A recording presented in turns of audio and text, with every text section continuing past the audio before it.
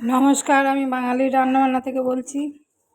এখন করছি আমি পটল আর উচ্ছে একসাথে ভাজা। আপনারা দেখতে থাকুন। কড়াইতে দিয়ে দিলাম তেল। তেলটা গরম হয়ে গেছে, এবার পটল আর উচ্ছে একসাথে দিয়ে দিলাম।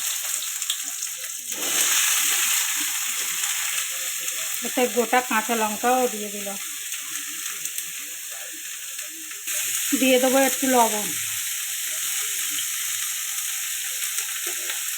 এটা একটু নাড়তে চাড়তে থাকবে।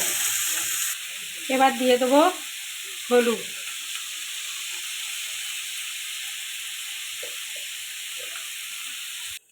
ভাজাটা হয়ে গেছে, এবার নামিয়ে নেব।